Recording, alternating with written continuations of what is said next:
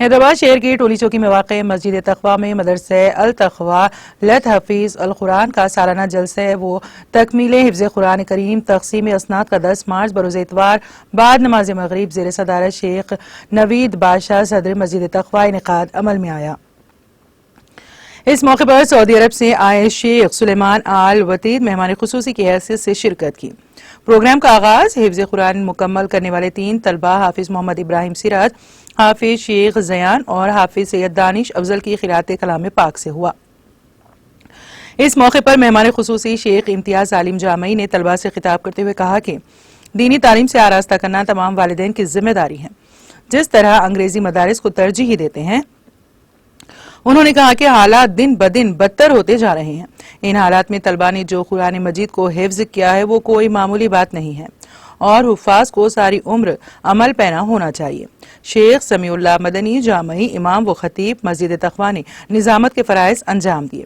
صدر مدرسہ مولانا شیخ علی کی زیر نگرانی طلبہ قرآن کی تعلیم حاصل کر رہے ہیں۔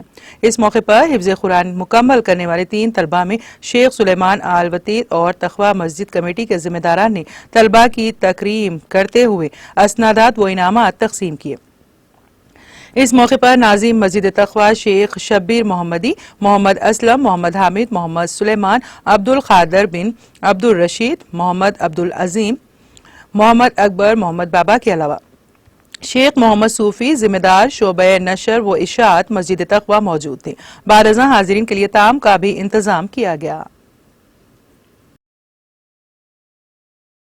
وقت کی تنگی کی وجہ سے میں موجودہ دور میں موجودہ وقت میں جو مدرسے میں جو نظام ہے 1-2-3 منٹ میں وہ بات رکھتے ہوئے اپنی بات ختم کرتا ہوں۔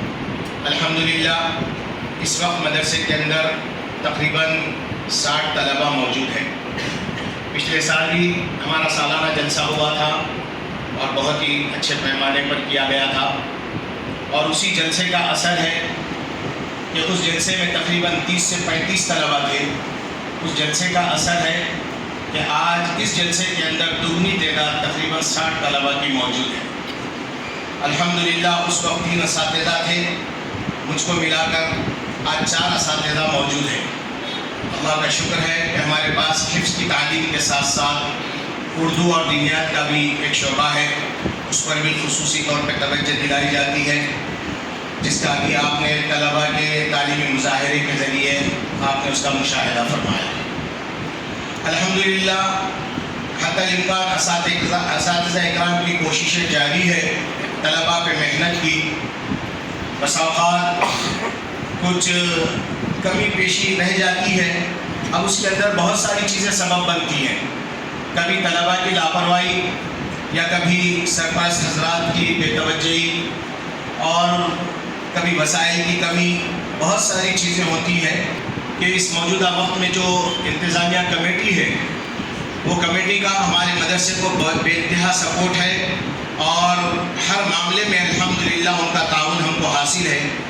اور کمیٹی کے اندر ایسے بھی کچھ نوجوان ممبران موجود ہیں جو بے انتہا فعال اور بڑے اخلاص کے ساتھ اور دل لگا کر مدرسے کے اوپر اور مسجد کے اوپر توجہ کرنے والے ہیں۔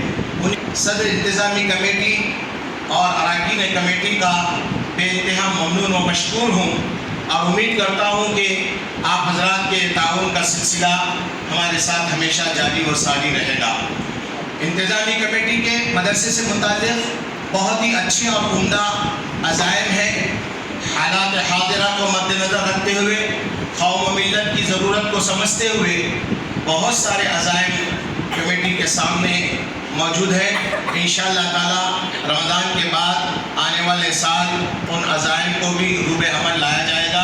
دین کی خدمت کے لیے آپ نے اپنے بچوں کو جو ہمارے حوالے کیا ہے تعلیم اور تربیت کے لیے، ہم اساتذہ بھی پوری کوشش کریں گے کہ ہم سے جتنا ہو سکا ان طلباء پہ محنت کریں۔